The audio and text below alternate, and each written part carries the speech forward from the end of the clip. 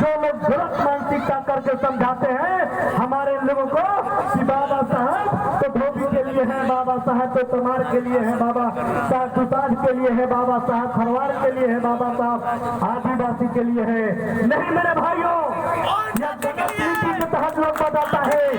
बाबा साहब संविधान में उनके लिए संविधान लिखा है, चाहे अगला जाति का ब्राह्मण हो, चाहे पिछड़ा जाति का कोई हो, चाहे ओसी क्लास का धोबी तमार सुताज कोई हो, जो बड़े कुतरे लोग थे जिन पर शासन होता था, जिनको संविधान के तहत आरक्षण देने का काम किया है, बाबा साहब सभी वर्ग के लिए लिखे हैं मेरे भाई, सिर्फ एक क्लास के लिए नहीं लिखे हैं। इसलिए हम लोगों को जानने की जरूरत है कि बाबा साहब वो व्यक्ति हैं कि सारे लोगों को लेकर चलने वाले का बाबा साहब B.R. अम्बेडकर ने दिया है। संविधान बाबा साहब जरूर लिखे। आज उसी संविधान के तहत हम राज करते हैं, लेकिन पार्लियामेंट का सारा दरवाजा बंद कर दिया गया था कि बाबा साहब अम्बेडकर को संविधान से सांसद जीत करके पार्लियामेंट में नहीं भेजना है। लेकिन बाबा साहब कई बार सांसद बने हैं पता है?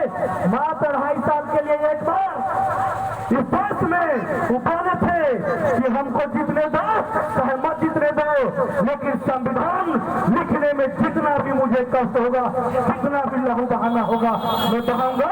आने वाला मेरा पीढ़ी जो रहेगा वो बाबा साहब को याद करेगा और सदन में जाकर मेरा बेटा, मेरा नाती, मेरा लाभ बैठेगा।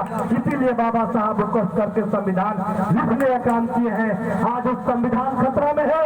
संविधान बचाने के लिए जैसे लोग हथियार घर में रखता है, राइफल रखता है, बंदूक रखता है, मेरे नौजवानों में आपसे कहना चाहता हूँ कि आने वाले जो अगला बार 24 नवंबर होगा और 14 अप्रैल होगा, उस दिन आपके घर में, आने वाले के घर में एक संविधान होना चाहिए और हम लोगों को बाबा साहब के संविधान अपने घर में ला करके पूजा करना चाहिए।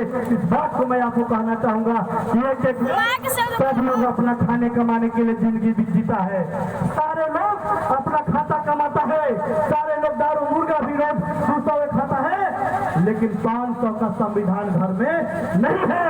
इसलिए शपथ लेकर के जाइएगा कि आज के बाद एक संविधान ला करके अपने घर में रखना है और संविधान ही आपका बंदूक और आपका गणता और आपका हथियार है। अगर संविधान खत्म हो जाएगा तो आप नदी में नहीं जा पाइएगा, याद रखिएगा। संविधान खत्म हो जाएगा तो आपका अस्तित्व खत्म हो जाएगा। इसलिए संविधान को बचाना है और संविधान को रख घर में पूजा करना है और बाबा साहब के संविधान को हथियार समझ करके लागू करना है और गलत लागू नहीं करना है। अपने हक और अधिकार के लिए नौजवानों को लड़ाना, आगे आना होगा।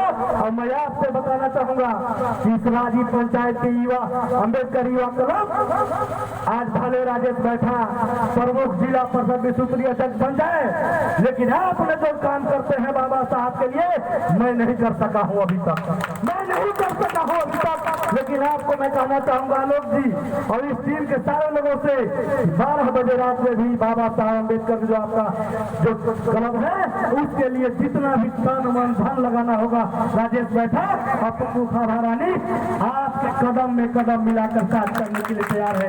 इतना ही कहते हुए जय हिंद, जय नमो बुद्धाय।